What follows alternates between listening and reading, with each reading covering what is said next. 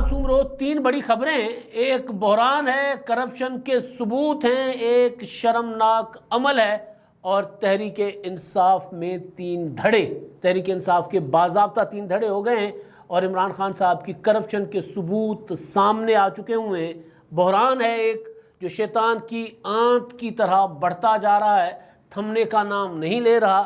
ایک طرف اس بحران کو روکا جاتا ہے تو دوسری طرف سر اٹھا لیتا ہے۔ ان سارے معاملات پر گزارشات ہوں گی، لیکن پہلے وہ شرمناک عمل جو نظر آیا کراچی میں، بلوچ ماؤں بہنوں بیٹیوں کو سڑکوں پر گھسیٹا گیا، جن کے بچے لاپتہ ہیں، جو پڑھنے جاتے ہیں اور اٹھا لیے جاتے ہیں۔ اٹھانے والے کون سب کو پتہ ہے، لیکن جو سندھ میں حکومت ہے پیپلز پارٹی کی، وہ ان کو احتجاج کرنے بھی نہیں دیتی۔ اب المیہ یہ ہے کہ وہ لوگ کہیں احتجاج کرتے ہیں تو ان کو پولیس آ کر اٹھانے پکڑنے لگ جاتی ہے۔ کل بھی یہی ہوا، مناظر جو شرمناک، جس پر پاکستان دنیا بھر میں پاکستان بدنام ہوا۔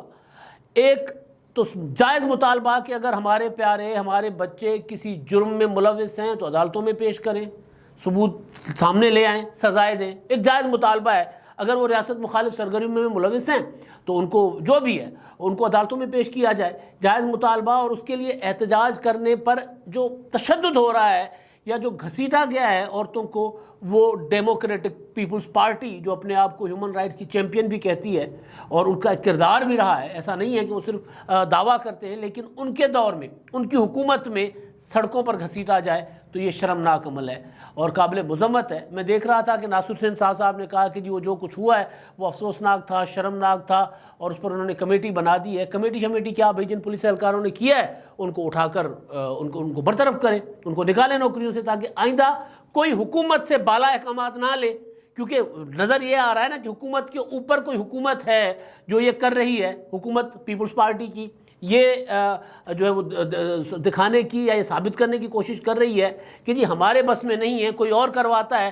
تو جو پولیس حکام کسی اور سے آرڈر لیتے ہیں، جس طرح کسی اور کے آرڈر پر مریم نواز کے شوہر کی گرفتاری کے لیے دروازہ توڑا گیا تھا ہوٹل کا، اسی طرح یہ کام اگر کسی اور نے کیا ہے تو پھر پولیس والے اگر کسی اور کا آرڈر مانتے ہیں تو پھر اس سے پولیس کو فارغ کر دیں، پولیس حکام کو، یا پولیس جو افسران ہیں ان کو فارغ کر دیں، یا پھر ذمہ داری لیں کہ جی ہاں ہم نے کروایا ہے، پھر کھل کر ذمہ داری لیں تاکہ کھل کر آپ کے اوپر بات کی جائے۔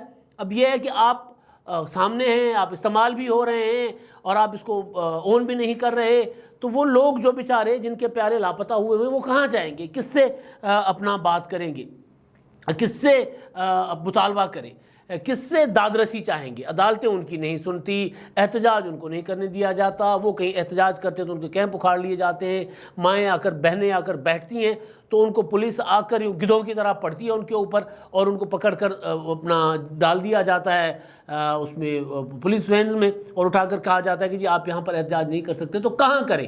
مجھے یاد پڑ رہا ہے کہ یہی سندھ پولیس تھی، یہی سندھ حکومت تھی، یہ بالکل مفلوج بنی ہوئی تھی جب جماعت اسلامی نے وزیر اعلیٰ ہاؤس کے دروازے اور اسمبلی کے سامنے دھرنا دیا ہوا تھا۔ کئی دن تک دھرنا تھا، بلدیاتی اداروں کے قانون پر کا مطالبات تھا ان کا، اور جائز تھا، دھرنا بھی جائز تھا، مطالبات بھی جائز تھے، لیکن تب یہ پولیس اتنی ایفیشنٹ نہیں تھی۔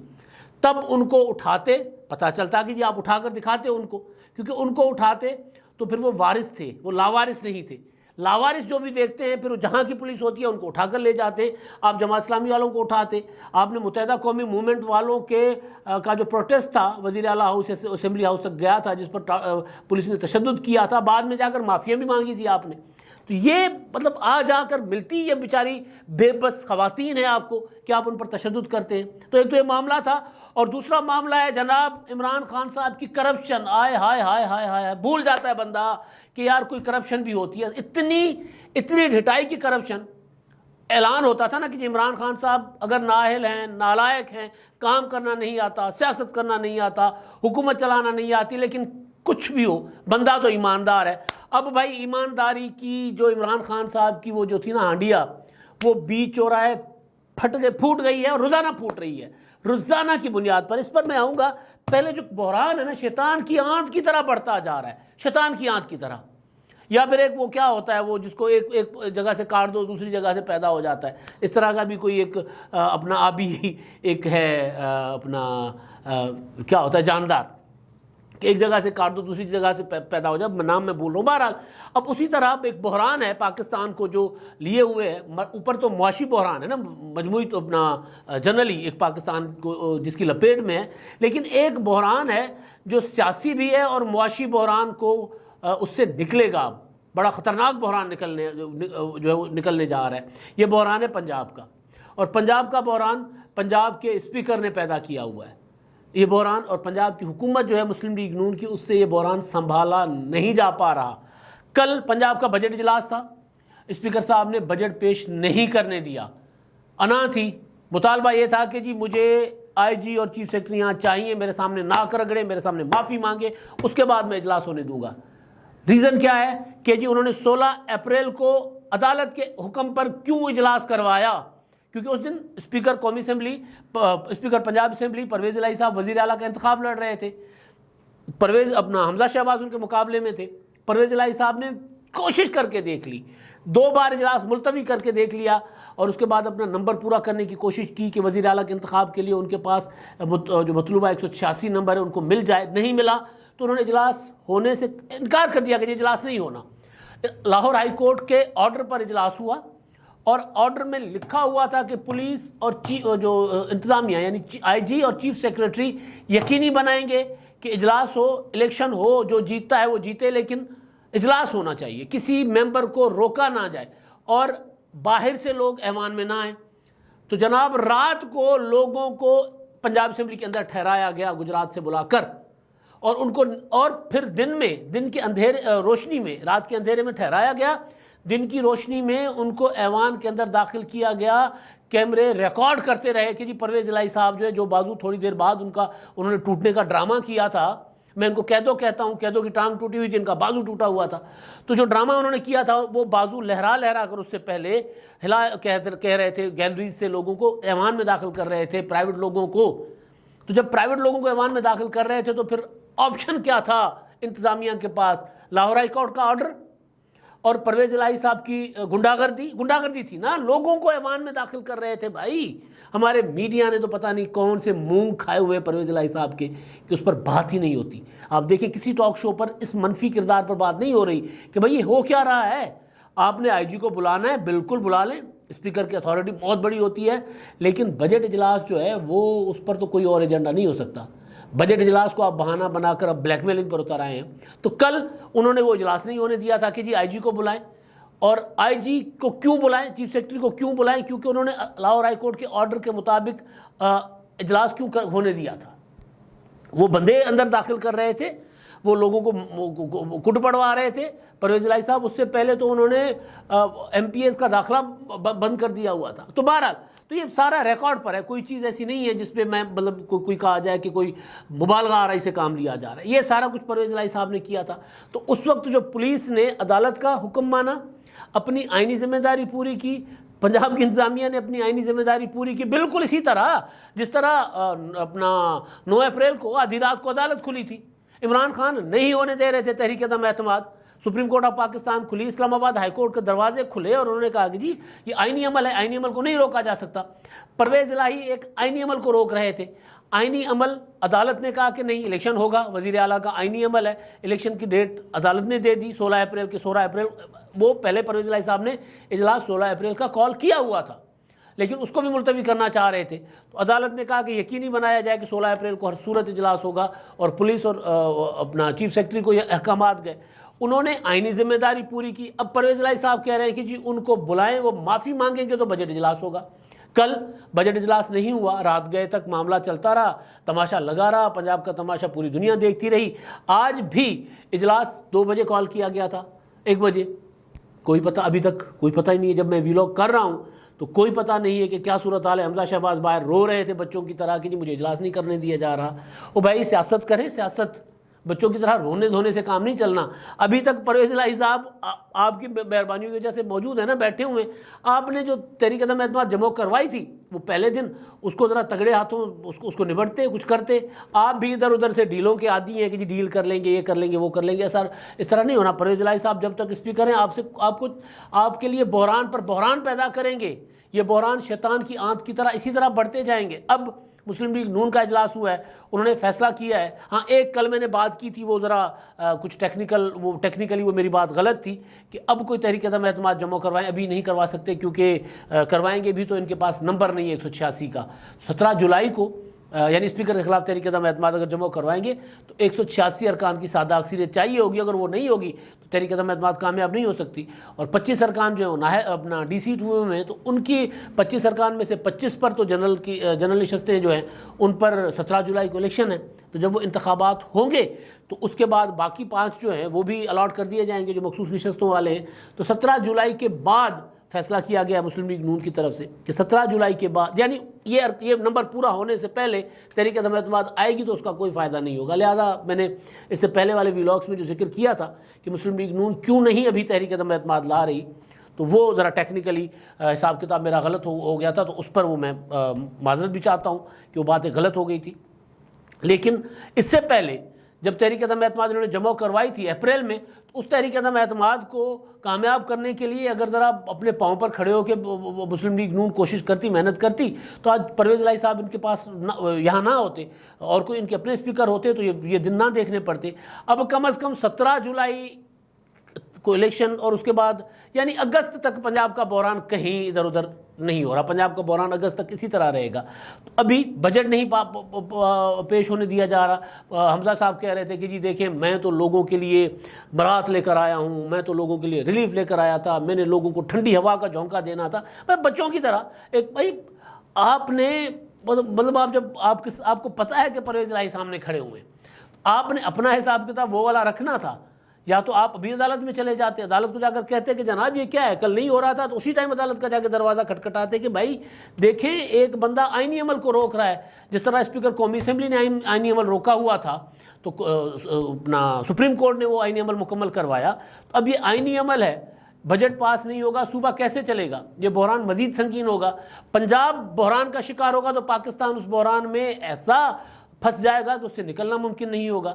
ایک تو حکومت جو ہے وہ ادھر ادھر سے پیسے مانگ تانگ کر کوشش کر رہی ہے کہ کس طرح صوبہ چلایا جائے, لیکن بہرحال تو اب یہ کہ بحران جو ہے وہ اب بڑھتا جا رہا ہے. اور یہ بحران آگے چل کر جب تک پرویز الہی صاحب ہیں تب تک ان کو سکون سے صوبہ نہیں چلانے دیں گے. اور پرویز الہی صاحب خود تو کچھ کر نہیں سکیں گے لیکن ان کو کچھ نہیں کرنے دیں گے. یہ ہے نا کہ خود وزیر اعلیٰ بن جائیں, خود وزیر اعلیٰ نہیں بن سکتے, لیکن ان کو تب تک جب تک اس کرسی پر بیٹھے ہوئے کام کرنے نہیں دیں گے. اور ایک چیز پرویز الہی صاحب کا سیاسی انجام کیا ہے نا, وہ باقی اللہ ان کو زندگی دے, صحت تندرستی دے, ذاتی طور پر تو کوئی بندہ کسی پر سیاسی ہے جو جتنی باتیں سیاسی, پرویز الہی صاحب کا سیاسی انجام بہت برا ہونے جا رہا ہے. ابھی حکومت کو انہوں نے پھنسا کر رکھا ہوا ہے, لیکن اب پرویز الہی صاحب نہ ادھر کے ہوں گے نہ ادھر کے ہوں گے. یہ لکھ لیجئے گا, یہ بات طے ہے کہ پرویز الہی صاحب نے اپنی اور اپنے بیٹے کی سیاست دفن کر دی. اب ان پر کوئی اعتبار نہیں کرے گا, چاہے عمران خان ہو چاہے عمران خان کے مخالفین ہوں. یہ جو کچھ ہے یہ ابھی ہے, ابھی جتنی دیر اسپیکر کی کرسی پر بیٹھے ہوئے ہیں تب تک ہیں. ان کے حلقے کے لوگ بھی دیکھ رہے ہوں گے کہ وہ ان کا کردار کیا ہے. تو بہرحال اب اگلا معاملہ ہے عمران خان صاحب کی کرپشن کا, لیکن اس سے پہلے پی ٹی آئی میں دھڑا بندیاں. پی ٹی آئی ٹوٹ پھوٹ کا جو شکار تھی اب وہ رجسٹر بھی ہونا شروع ہو گئی ہے.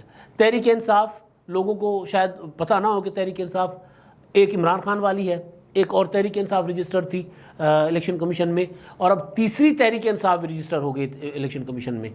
عمران خان والی تحریک انصاف وہ تحریک انصاف اس کا بھی رجسٹریشن ادھر ادھر ہونے لگی تھی. اسی لیے عمران خان صاحب نے 4-5 دن پہلے انٹرا پارٹی الیکشن کے نام پہ ایک ذرا وہ جو باقی پارٹیاں کرتی ہیں, ظاہر ہے تمام پولیٹیکل پارٹیز جو پاکستان کی ہیں سوائے جماعت اسلامی کے, باقی اسی طرح کے انتخابات کرواتی ہیں, تو اسی طرح کا انتخاب کروا کے عمران خان صاحب نے اپنے آپ کو چیئرمین منتخب کروا دیا اور وہ کاغذ الیکشن کمیشن میں جمع کروا دیں گے کہ جی ہم نے اپنا الیکشن کا پروسیجر کر لیا. وہ حالانکہ تحریک انصاف کا جو منشور ہے اس میں انٹرا پارٹی الیکشن جو ہوتی ہے وہ ڈائریکٹ ہوتی ہے. وہ یہ نہیں ہوتا کہ اسی طرح کے کچھ ایک شورا بنا لو یا کونسل بنا لو, وہ کونسل منتخب کرے گی اور اس کا اجلاس ہوگا اور وہ کہیں گے کہ جی ہم آپ آئندہ 2 یا 4 سال کے لیے آپ عمران خان صاحب جو چیئرمین ہیں. اس طرح پی ٹی آئی کے منشور میں اس طرح نہیں ہے. پی ٹی آئی کا منشور ہے ڈائریکٹ الیکشن کا, جو ایک انٹرا پارٹی انتخابات ہوئے تھے ان کے, اور اس انٹرا پارٹی انتخابات میں پی ٹی آئی کی بنیادیں ہلا کر رکھ دی. تو عمران خان صاحب ڈرے ہوئے ہیں, اس طرح کے انتخابات وہ نہیں کروانا چاہ رہے. لیکن بہرحال تو وہ ان انتخابات نہ ہونے کی وجہ سے الیکشن کمیشن نے ان سے ان کی جو ہے وہ ان کو نوٹس کیے ہوئے تھے, شوکاز نوٹس بھیجے ہوئے تھے. اب وہ رجسٹریشن کینسل ہونے سے یا معطل ہونے سے بچنے کے لیے انتخابات کروا لیے انہوں نے. اب ڈاکومنٹ جمع کروا دیں گے الیکشن کمیشن میں. تو ایک رجسٹرڈ ہے عمران خان کے نام پر, ایک رجسٹر تھی عائشہ گل الئی.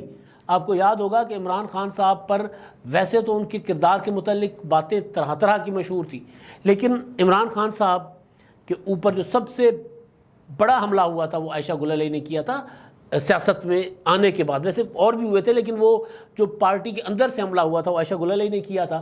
انہوں نے وہ میسیجز تک منظر عام پر لے کر آئی تھی کہ عمران خان صاحب ان کو گندے گندے میسیجز کرتے ہیں. پی ٹی آئی کی مخصوص نشستوں پر وہ ایم این اے تھی. تو بہرحال انہوں نے 2013 سے 2018 تک کی اسمبلی میں تھی وہ, تو انہوں نے اپنا پی ٹی آئی سے انحراف کیا تھا اور پھر اپنے نام پر ایک پارٹی رجسٹر کروائی تھی, P T I Gul الئی group, اور شمس القیوم وزیر اس کے چیئرمین ہیں, رجسٹرڈ ہے وہ. لیکن اب ایک اور نیا پی ٹی آئی کا ایک دھڑا رجسٹر ہوا ہے, اور پی ٹی آئی نظریاتی کے نام سے اختر اقبال ڈار صاحب نے رجسٹر کروایا ہے, اور اس کا نشان بھی بلے باز ہے. عمران خان صاحب کا نشان بلہ ہے اور ڈار کا نشان ہے بلے باز, اور وہ ریکٹ نشان ہے ان کا عائشہ گل الئی والی, جو گل الئی پی ٹی آئی گل الئی ہے. تو پی ٹی آئی کے اندر جو ٹوٹ پھوٹ ہے, اچھا ہمارے ہاں عموماً مطلب مسلم لیگ نون تو پوری اے بی سی مکمل ہو چکی ہوئی ہے نا, پیپلز پارٹی بھی کوئی 2-3 گروپ رجسٹرڈ ہیں پیپلز پارٹی کے بھی. تو پی ٹی آئی 1 تھی یا 2 تھی, اب پی ٹی آئی کے اندر آپ دیکھیے گا آئندہ چند روز میں ایک آدھی اور پی ٹی آئی رجسٹر ہو جائے گی. لیکن یہ ایک بندے والی پارٹی ہوتی ہے, لیکن پی ٹی آئی کے اندر اصل جو رفٹ ہے وہ پی ٹی آئی کے اندر ہے. اور وہ عمران خان صاحب اگر پارٹی کی مشاورت کے بغیر اسی طرح چلتے رہیں گے تو آپ کو نظر آ جائے گا کہ تحریک انصاف کے لوگ جو سرکردہ لوگ ہیں, وہ جو میٹر کرتے ہیں, وہ عمران خان صاحب کو چھوڑنا شروع ہو جائیں گے, یا تو دوسری پارٹیوں میں چلے جائیں گے یا پھر الگ سے پی ٹی آئی کا کوئی گروپ بنا لیں گے. گروپ اس طرح کے متحرک لوگ نہیں بنایا کرتے, وہ پھر اپنی حیثیت کے مطابق کسی اور پولیٹیکل پارٹی میں چلے جاتے ہیں. تو یہ تو کہانی ہے عمران خان کی جماعت کی. لیکن اب آتے ہیں کردار پر بات کرتے ہیں. جی ثبوت, لفافے بند لفافے کھل گئے, ثبوت آ گئے عمران خان صاحب کے خلاف. کہانیاں تھیں, سنتے تھے, قصے تھے, سنتے تھے, اور عمران خان صاحب کے متعلق ایک سادہ سی بات تھی, بھائی میں جو کماتا ہوں میرا لائف اسٹائل اس کے مطابق ہے, میں جس جگہ ہوں اس طرح چلتا ہوں, پیدل چلتا ہوں, موٹر بائک ہے, گاڑی ہے, لیکن میرے لائف اسٹائل میں اور میری انکم میں کوئی بھی آ کر سکتا ہے موازنہ کہ جی ہاں یار بالکل یہ اسی طرح کا ہی ہے.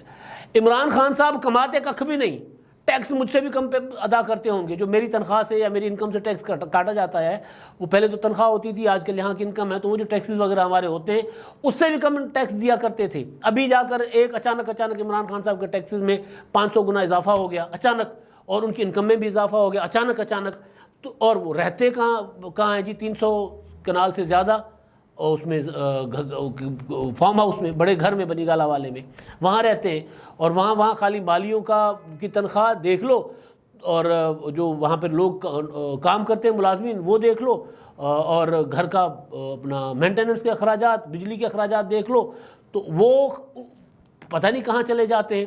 تو 5 لاکھ یا 2 لاکھ یا 3 لاکھ ٹیکس دینے والا بندہ سالانہ, ان کا اور جو ان کے رہن سہن ہے وہ میچ نہیں کر رہے تھے.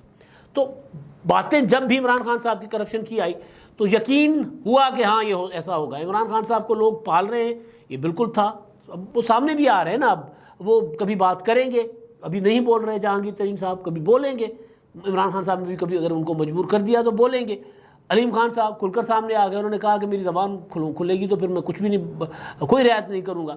تو عمران خان صاحب کے متعلق یقین سب کو تھا کہ جی یہ جو یعنی ان کے مخالفین یا پھر آزاد لوگ جو عمران خان صاحب کے سحر میں, ان کے جادو میں, جی بندہ, شخصیت, سمارٹ, پرسنالٹی, اس میں جو مبتلا نہیں تھے, ان کو اس بات کا یقین تھا کہ یار یہ بندہ ایماندار نہیں ہے, مطلب یہ جو بنا رہا ہے وہ جو دکھا رہا ہے وہ ہے نہیں. تو عمران خان صاحب کے اب قصے ایسے سامنے آ رہے ہیں. میں گزارش کیا کرتا تھا جب عمران خان صاحب کی حکومت تازہ گئی تھی کہ ابھی چیزیں آئیں گی سامنے تو لوگ وہ انگلیاں دانتوں میں دبا کر بیٹھ جائیں گے کہ ہوئے یہ بندہ ایسا نکلا ہے، ایسا ہی ہو رہا ہے۔ اب میں نے گزارش کی تھی کہ جی جب کسی سامنے آئیں گے تو پتہ چل جائے گا۔ اب گھڑی والی توشہ خانہ وہ قصہ آپ کے سامنے آیا تھا، اس کے بعد وہ جو 5 کیرٹ کا ہیرا، وہ تو ایک چھوٹا سا، وہ کچھ بھی نہیں ہے، وہ چیزیں جو ایویں ہی مطلب راہ چلتے کچھ مل گیا لے لیا۔ جو ڈاکے اور بنی گالہ میں بیٹھ کر جو لوٹ مار ہوتی رہی ہے، اس کے قصے کہانیاں جو ہمارے تک پہنچتے ہیں، اب ان کے ثبوت بھی آنا شروع ہو گئے ہیں۔ اب ایک نئی چیز جو پچھلے کچھ عرصے سے چل رہی تھی لیکن اس کا بند لفافے کا ثبوت کھل کر سامنے آ گیا۔ قصہ یہ ہے کہ ملک ریاض صاحب کو عمران خان صاحب نے 50 ارب روپے کی رعایت دی، ریاست پاکستان کی قوم کا 50 ارب روپیہ جو ملک ریاض نے لوٹ کر باہر بھیجا تھا۔ لندن نے، وہاں کی عدالتوں نے کہا کہ پاکستان کا پیسہ ہے، انہوں نے پاکستان کو واپس کرنے کا فیصلہ کیا۔ عمران خان صاحب نے 458 کنال زمین ملک ریاض سے لی اور اس کے بدلے میں عمران خان صاحب نے 50 ارب روپے ملک ریاض کو دان کر دیے کہ جی یہ بھی آپ کے ہوئے 50 ارب روپے۔ اور اس توشہ خانہ کا قصہ آپ کے سامنے ہے۔ توشہ خانہ میں 14 کروڑ روپے کے تحائف، کچھ بھی نہیں ہے، یہ 50 ارب بھی کچھ نہیں ہے، 14 کروڑ بھی کچھ نہیں ہے۔ ایک بڑے افسر نے جو عمران خان صاحب کے اس طرح کے ڈاکوں میں ان کا ساتھ نہیں دے رہے تھے، نکالے گئے تھے، انہوں نے ہمیں بتایا تھا، ایک بار نہیں کئی بار، اور قسم پر بتایا تھا، اب وہ قسم ان کی تھی، وہ کہہ رہے تھے کہ جی پاکستان میں جتنے الزامات آصف زرداری پر، نواز شریف پر مجموعی طور پر ساری زندگی کے لگے ہیں، عمران خان صاحب 1 سال میں اس سے زیادہ کر چکے ہوئے ہیں۔ یہ انہوں نے ہمیں بتایا تھا بھی عمران خان صاحب کا حکومت عروج پر تھا تب۔ تو اب ہوا یہ، اب یہ ملک ریاض صاحب والا معاملہ آج وفاقی کابینہ کا اجلاس تھا، وفاقی کابینہ کے اجلاس میں وہ بند لفافہ کھول دیا گیا ہے جس کا عمران خان صاحب نے جس کی منظوری لی تھی۔ اور وفاقی کابینہ کے ایک اجلاس میں جب وہ تھے ان کے معاون شہزاد اکبر صاحب، وہ لفافہ لے کر آئے تھے عمران خان صاحب کے پاس، انہوں نے کہا تھا کہ جی اس کی منظوری لے لیں، تو عمران خان صاحب نے کہا کہ جی اس کی منظوری دے دیں، تو شیریں مزاری نے کہا کہ جی یہ بند لفافے کی منظوری کیسے ہو سکتی ہے، ذرا ڈسٹریبیوٹ کریں نا۔ مطلب کابینہ میں یہ ہوتا ہے کہ کابینہ کے 40 ممبر اگر 20 ممبر 30 ممبر بیٹھے ہوئے ہیں تو ایجنڈا کے طور پر وہ جو جس کی منظوری ہوتی ہے اس کی کاپیاں سب میں تقسیم کی جاتی ہیں، وہ پڑھتے ہیں، پہلے بھیج دی جاتی ہیں، لیکن اگر ایمرجنسی بھی ہوتی ہے تو سب کے سامنے اس وقت رکھ دیا جاتا ہے کہ جی یہ ڈاکومنٹ ہے، یہ منصوبہ ہے، یہ معاملہ ہے، اس کی منظوری چاہیے، اور پھر اس کے اوپر ڈسکشن ہوتا ہے، کوئی مخالفت کرتا ہے، کوئی حمایت کرتا ہے، اور اس کے بعد منظوری ہوتی ہے یا مسترد ہوتا ہے۔ تو بند لفافے کی منظوری عمران خان صاحب چاہتے تھے، تو شیریں مزاری نے رولا ڈال دیا، تو شیریں مزاری کے رولا ڈالنے کی وجہ سے عمران خان صاحب نے ڈیفر کر دیا۔ پھر شیریں مزاری صاحبہ کی کلاس ہوئی کہ یہ آپ نے کیا ہر بات میں چیچی کرنا شروع کر دیا، وہ بند کر دیں۔ عمران خان صاحب نے ان کی کلاس کی، پھر اگلے اجلاس میں وہی بند لفافہ منظور ہو گیا۔ اب وہ بند لفافہ کیا تھا؟ وہ بند لفافہ تھا کہ ملک ریاض پر سپریم کورٹ آف پاکستان نے جو بحریہ ٹاؤن کراچی کی پراپرٹیز اس نے ہڑپ کی بحریہ ٹاؤن کے بنانے کے لیے سندھ گورنمنٹ کی، اس پر انہوں نے جرمانہ کیا تھا 465 ارب روپے، فگر تھوڑا سا آگے پیچھے ہو سکتا ہے، 465 ارب روپے کے آس پاس جرمانہ ہوا تھا۔ وہ ادائیگی ملک ریاض صاحب نے قسطوں میں کرنی تھی، کیونکہ وہ پراپرٹی سندھ گورنمنٹ کی تھی تو وہ پیسہ سندھ گورنمنٹ کو جانا تھا۔ لیکن یہاں پر جج صاحبان بھی بہت کمال کر کے گئے، تو بہرحال ثاقب نثار صاحب چلے گئے، اس کے بعد جسٹس گلزار صاحب آئے۔ جسٹس گلزار صاحب کے زمانے میں سندھ حکومت کہتی رہی کہ جی یہ پیسہ ہمیں دلوائیں، قسطیں ہمیں دلوائیں۔ گلزار صاحب نے کہا کہ نہیں جی یہ پیسہ ہم خرچ کریں گے، ہم آپ کو نہیں دیں گے، ہم اپنی مرضی سے خرچ کروائیں گے۔ خیر وہ الگ معاملہ۔ تو اسی دوران لندن میں ملک ریاض صاحب کی پراپرٹیز بڑھتی، ان کے اکاؤنٹس میں پیسے بڑھتے جا رہے تھے۔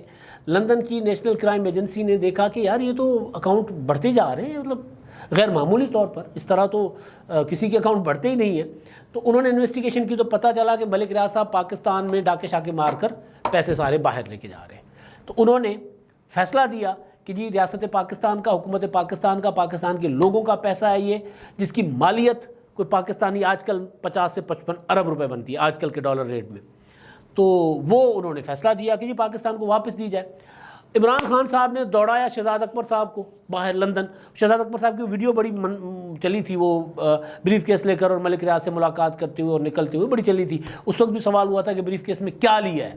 تو بہرحال تو جناب وہ ملک ریاض کے ساتھ معاہدہ کیا گیا, اور معاہدہ کرنے کے بعد لندن میں جا کر وہ ڈیڈ یا جو بھی معاہدہ وہ ایگریمنٹ وہ جمع کروایا گیا برطانیہ میں کہ جی یہ جو پیسہ ریاست پاکستان کو آ رہا ہے یہ اسی کو واپس کر دیں جس سے آپ نے لے کر ریاست پاکستان کو دینا ہے. یعنی ڈاکو نے جو ڈاکہ مارا ہے اس کو پیسہ واپس دے دیں.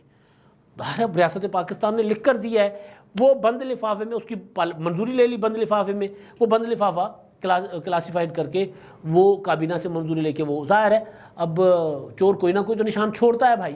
اب ایسا تو نہیں ہوتا نا کہ چور اگر چوری کر کے جائے اور نشان پکڑنے والے پکڑ لیتے ہیں.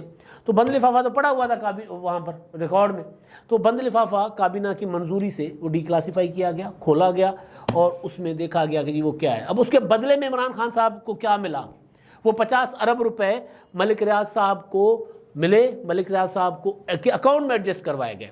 وہ جو 465 ارب روپے ملک ریاض صاحب نے سندھ گورنمنٹ کو, سندھ کے پیسے جو انہوں نے زمینوں پر قبضہ کر کے یا زمینیں ان کو قبضہ کروائی گئی جو بھی, وہ جو انہوں نے کیا اس کے بدلے میں وہ سندھ کو پیسہ جانا تھا.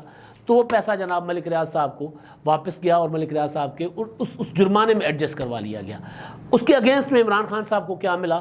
القادر ٹرسٹ. وہ عمران خان صاحب آئے تھے نا کہ وہ کیا کون سی سائنس, روحانی سائنس, روحانیت وغیرہ, روحانیت کے پیچھے لگا کے خود ڈاکے ڈالتے رہے.